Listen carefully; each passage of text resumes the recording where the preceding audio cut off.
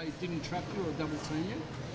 I mean, I'm not sure. I think we did a good job just setting the screen kind of early on the clock to be prepared just in case they did trap. But once they didn't, I felt like I'd have a good opportunity to try to get a good look, and fortunately, I was able to get one to drop. What's your mindset in those scenarios where it's last shot has to win? You've succeeded in most of them. So what goes through your head as you're preparing for it? I mean, nothing. I mean, that's what you work hard in the off season for, and you practice scenarios like that, and when you put in hours and hours on your craft, you trust it, and the score is tied as well. So worst case scenario, you're just going into overtime. You've had scenarios where you've had to score, get the basket to win though as well. So so you put all that out of your mind. Yeah, you don't worry about it. That's what makes it fun, and I think I said it last year. That's the one time you can take pretty much any shot you want, and coach can't get mad. The fact that you did it all yourself with 24 on the clock, did you know that you were going to actually take that shot? Was that your thought process? No, I didn't actually know I was going to that spot, but when I saw Trimble get to the basket and he made a great move and was wide open, I looked at the clock really briefly and I saw that it was equivalent to 24 seconds, so I knew we'd get the final one, and just hoping we get a great look, but we did. Many experts were surprised that even Long didn't. He followed Dario instead of maybe coming to double team you. Is that what generally would happen, do you think, in that scenario? I don't know. I can't speak on their behalf, but during those times, you have to be prepared for whatever they're going to do, whether it's a trap or they play straight up. But even if they did, we have great shooters, and Tarico had some big shots as well in that game, and I trust every one of my teammates. So if they double team, I'm more than happy to give it to the other open man. Did Tarico winning earlier in the year for you guys, you notice that when the game's on the line, it's harder for teams to defend one of you? No, I really haven't paid too much attention to that. I just think the fact that we have some weapons out there, it's becoming more and more hard for the defense to key in on one or two players. So that's starting to work out to our advantage, and I think the chemistry is continuing to gel. And Dario's coming along as well, even though he, did the best he could to play through the foul trouble he was in. You gave a bit of a wave to the crowd after you scored that basket. What was behind that? Nothing, just in the moment. That's all. They weren't stirring you up during the game, and that was a bit of a retaliation.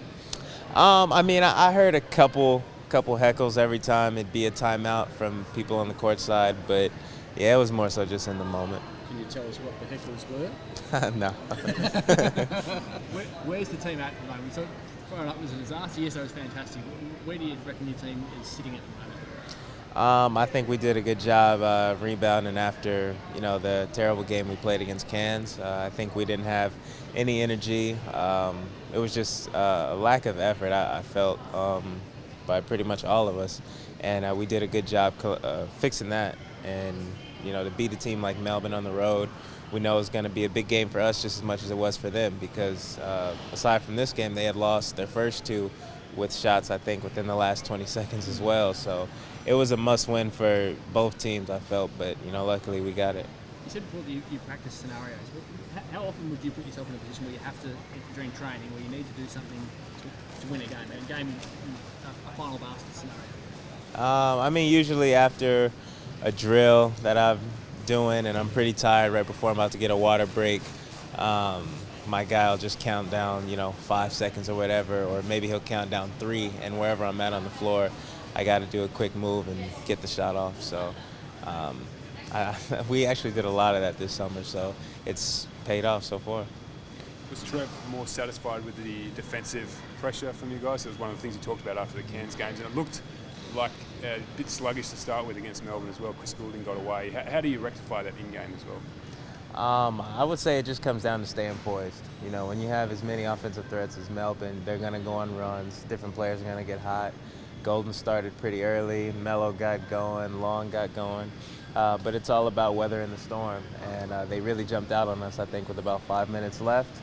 And Coach called a timeout, and some of the guys in the team did a good job of bringing everybody together, letting them know, still plenty of time on the clock, and we're not going to get it all back in one play, but if we keep chipping away, it can come down to the final wire.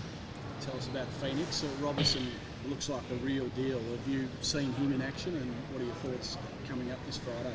Yeah, I watch everybody play, and he's definitely come off to a great start, as well as the entire team. You know, Mitch Creek being back, he hasn't missed a beat either. It's going to be another hard-fought game, but you know, similar to how we played last night, we're going to have to play a full 4 quarters, make sure the energy's there, because that's definitely how Phoenix plays. And I think if we match that intensity, it should definitely be a fun battle. You got the player to stop Mitch Creek because he's a bit of a bully at the moment. He just barges his way in to score baskets. I mean, yeah, Mitch is going to be Mitch, but at the end of the day, we have our game plan, and you know, we'll figure out whatever we need to do to come out with the win. You know, even if he goes crazy, that's fine, but we just need to make sure we get the win.